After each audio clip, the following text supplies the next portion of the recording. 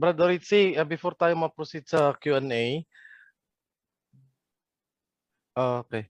Before tayo ma-proceed sa Q&A, Bro Ritzy, kakalaruhin ko lang kasi may sinasabi ito yung kuan ba, yung dati na meron daw Ruach HaKodesh.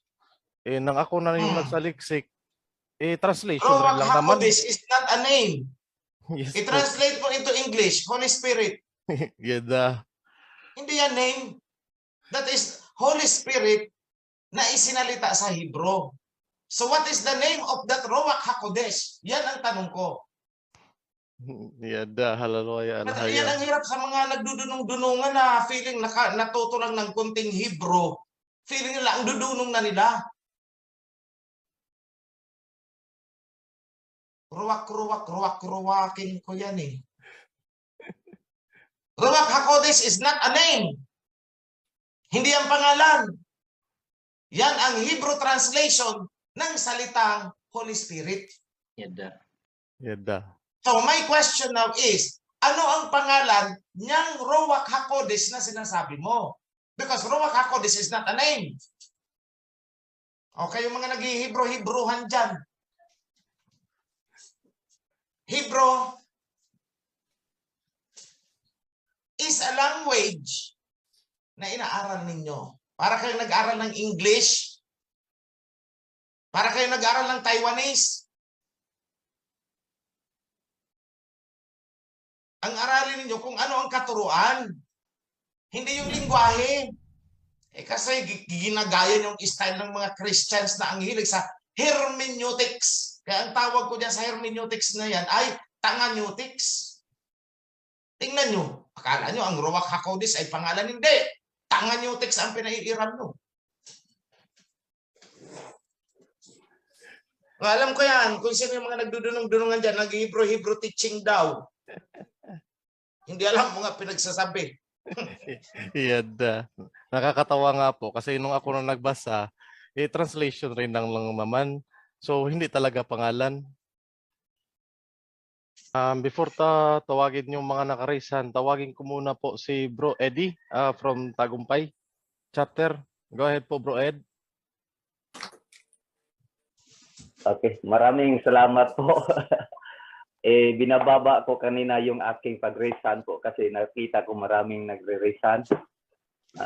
Ito po ang ginagamit ng mga ex-pastor, ex-Christian o ano pang mga ex dyan ng mga text na ginagamit nila doon sa Torah para ipapatunay sa kanila yung Trinity po. Ito ang teksto na ginagamit sana po. Ito ay nabura sa ating bagong aklat po.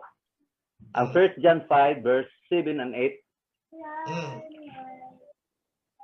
So ito po ang sinasabi. Ang Espiritu ay nagpapatutuo sapagkat ang Espiritu ay katotohanan.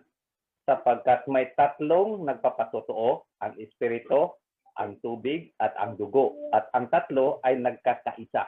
Ito po ang teksto na ginagamit nila para ituwis po ang katotohanan na ating nalalaman po. Kahit nung una ay palagi ko yung didebate na duality lang po. Pero ito ang teksto na kanilang ginagamit. Kahit sa mga debate po, nalalaman ko po yung ruwak ay hangin po. Walang buto, walang laman.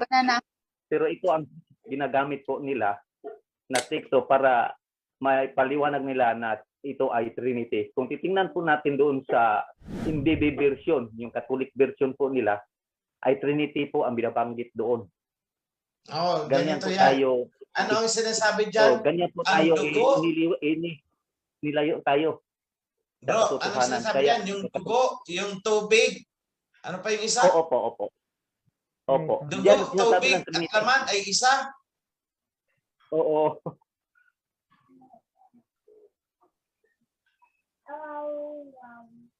Spirit, the water, and the blood, and the three are one. Yan ang sinasabi nila. Anong tinutukoy dyan? Yan ang kulukuhan na ginagamit nila. Anong tinutukoy dyan? Yung alhayam ba?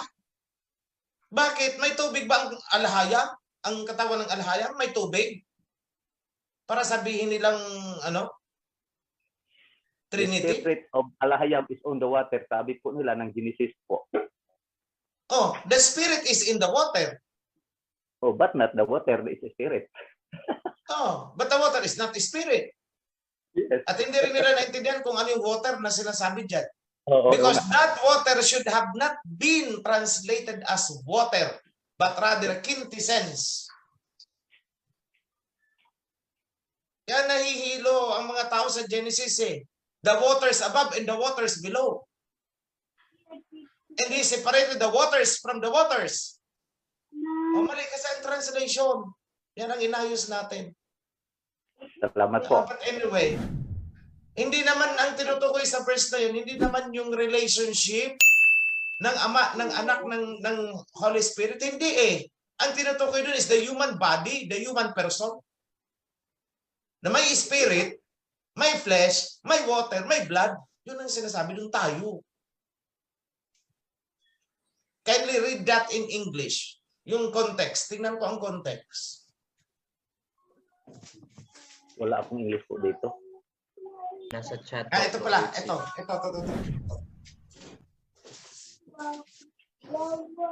For there are three that testify. Three that testify.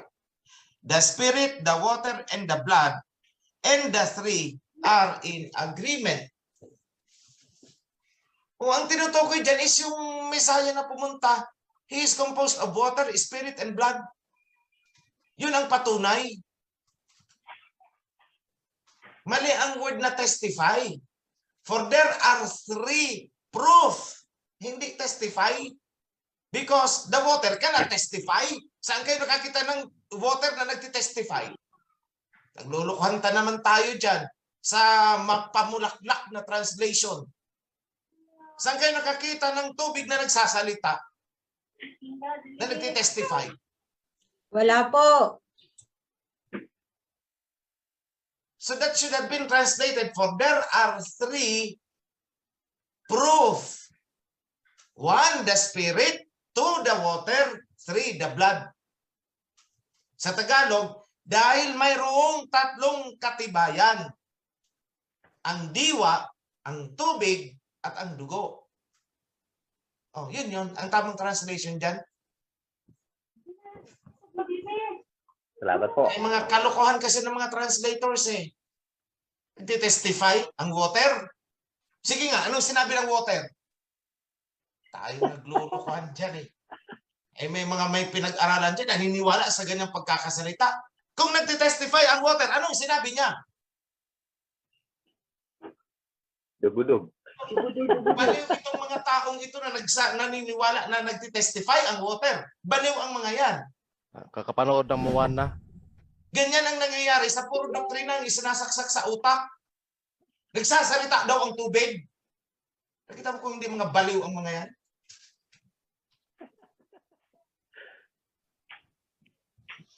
Hindi, I'm sorry for the word. Maraming mga pastor na gumagamit yan, mga baliw. Sabi nyo sa kanila, sabi ni OHC, baliw kayo. Bakit? Naman po. Nagtitestify ba kamo ang water? Anong sabi sa inyo ng water? O sige, bigyan kita ng isang timba na tubig, kausapin mo nga.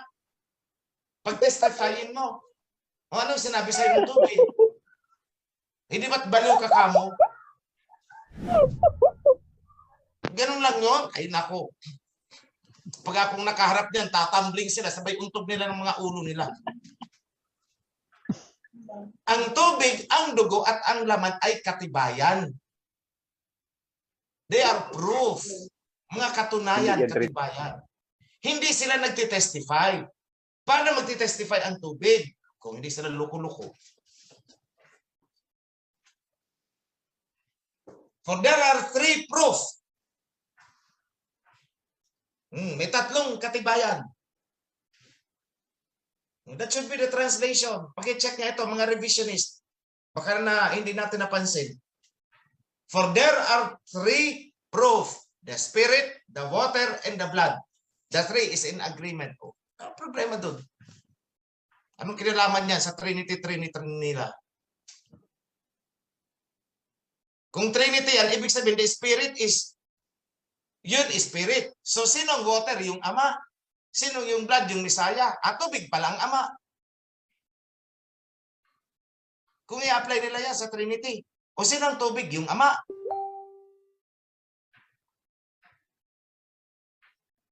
Ay, nako. Mga baliw talagang utak nila. Yan ang nakukuha ng puro doktrinang isinasaksak sa utak eh. Di ba? O yan, tinuturuan ko na kayo. Sorry ha, I am radical. Pero bahala na kayo mag-deliver niyan. Pero ako ay suggest, sabi niyo sa akin, yung mga pastor niyan, baliw kayo. Hindi niyo naintindihan ang sinasabi dyan. Kasi kung ako maharap nila, ganyan talaga yung sasabi. Ay, baliw ang mga utak niyo eh. Sige nga, kung nagtitestify ang tubig, anong sinabi? Ganun lang kasimple yun. Bro Itzy, I just want to have like a clarification. Meron po kasi akong anong tawag nito nakikita ba? Na may nabasa kasi ako, tanong ng mga apostol kay Misaya King Yahawashai na sinasabi doon na hindi ko makita yung sitas, pero sabi nila doon is, di ba mauuna, sabi ng mga Pariseo, mauuna ang espiritu ni Elijah. Bago ikaw. Pero ang sagot ng Misaya kay Yahawashai, nandun na ang espiritu ni Elijah sa pagkakatao ni Juan. At doon siya babatikusin. Pero ang sabi ng Ecclesiastes, what had been done will be done again. Ngayon po, parang feel po namin, nauulit na naman po. Kaya yes, nandito na po yung spirit of Elijah. Actually, hindi lang spirit of Elijah ang bumaba. Even the spirit of Moses. Because it's the spirit of Moses na nagre-revive ng covenant. Kung hindi bumaba ang spirit of Moses, hindi papasok sa isip ko na ipagdikdikan ang importance ng covenant. Sekta sana ang itinatayo ko ngayon. Wala eh. Andun yung spirit of Moses, covenant, hindi sekta. So it's not only the Elijah, but the Moses. Anong sabi? In the last days, I will send to you prophets and sages who are experts in the law of Moses. Oh, ano palang ituturo ng tamang grupo? Law of Moses. Kaya lahat ng sumisipa sa sinasabing law of Moses, kampo ng demonyo yan. Sekta ni Satanas yan. Lahat ng sumipa sa kautusan, lahat ng tumatanggi sa covenant na ibinigay sa mga ancestors down to Moses, lahat sila, mga sekta at relihiyon ni Satanas yan.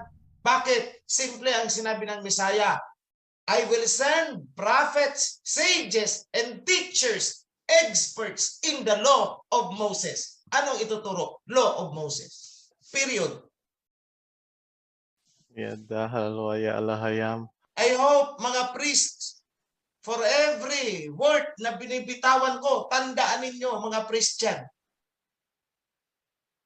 Because you should echo what I am saying. Dapat i-echo ninyo yan. Panoorin nyo ulit itong video na to. Kasi yung mga bits and pieces, doon nyo makukuha yung mga dapat nyong ituro. There is no straight classroom lesson for this. Wala. What inspires me to say, yun. Kaya babantayan nyo. You will learn the way how the disciples learn sa panahon ng Misaya. Hindi naman nagsagawa ng training ang Misaya no na, hali kayo dito mga disciples, mag-training kayo, mag-classroom setting tayo. Wala. Sunod-sunod ang mga disciples noon. Kung anong ginagawa ng Misaya, yun din lang iniulit-ulit nila. Hanggang sa nakaugalian na nila. It's part of them already. At doon umalis ang Misaya. Nung ready na sila. In the same manner, dyan din po kayo matututo. Huwag nyo i-expect na uupuan ko kayo, nasa unahan ako, may hawak na microphone at kayo ay mga estudyante. No, don't expect that. In every opportunity na magsasalita ako, makinig kayo. and take down notes.